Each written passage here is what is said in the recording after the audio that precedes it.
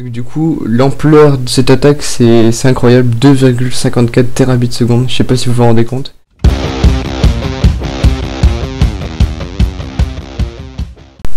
Et bien, les potes, c'est qui? J'espère que tout le monde va bien, en tout cas moi ça va nickel. Donc aujourd'hui, on va regarder la plus grande attaque DDoS de l'histoire. Donc c'est un article de ZDNet. Donc du coup, c'était relevé par Google, et du coup, on va analyser cet article. Donc tout d'abord, on a un graphique, donc ça montre au fur et à mesure des années le flux de données envoyé par les attaques DDoS. Donc on voit au fur et à mesure des années que le flux de données est de plus en plus grand. Donc là on voit 652 mégabits, ça augmente énormément. L'équipe Google a relevé vendredi dernier une attaque DDoS non divulguée qui a ciblé le service Google en septembre 2017.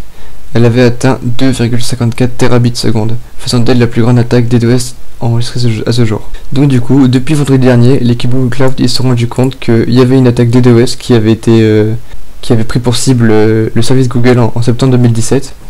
Ils viennent de l'apprendre qu'il y a qu'une semaine, quoi, c'est un truc de fou. Donc du coup, l'ampleur de cette attaque, c'est incroyable, 2,54 terabits secondes, je sais pas si vous vous rendez compte. Donc 2,54 terabits, ça fait terabits secondes, ça fait 2540 gigabits secondes. Donc pour vous rendre compte, GTA c'est 40 gigas et un flux pareil, c'est un truc de fou. Donc du coup, pour ceux qui savent pas, une attaque DDoS, c'est une attaque qui a pour but de rendre le service indisponible. On envoie un très grand flux de données pour que les serveurs soient surchargés et qu'ils plantent au final. Une attaque venue de Chine. C'est souvent les Chinois, on est d'accord que les Chinois sont très forts. Dans un article séparé publié au même moment, le Google Threat Analyst Group TAG, l'équipe de sécurité de Google qui analyse les groupes de menaces haut de gamme, précise que l'attaque a été menée par un acteur de la menace pérennisée par un État. Les chercheurs du TAG affirment que l'attaque est venue de Chine car elle avait pour origine le réseau de 4 fournisseurs chinois et services internet. ASN, nanana. Donc ils ont pu retracer l'attaque et ils ont vu que c'était des fournisseurs chinois derrière. Demian Muncher, un ingénieur en fiabilité et sécurité pour Google Cloud, raconte que le pic de 2,54 terabits correspond à l'aboutissement d'une campagne de 6 mois, qui a utilisé de multiples méthodes d'attaque pour marteler l'infrastructure des serveurs de Google. Il n'a cependant pas révélé quel service était visé. Donc, du coup, apparemment, ça faisait 6 mois qu'ils étaient en train de travailler cette attaque, et ils ont réussi à réunir 2,54 terabits secondes de flux de données. L'attaque DDoS la plus importante jamais enregistrée. L'attaque a utilisé plusieurs réseaux pour usurper 164 mégabits par seconde et des millions de paquets par seconde.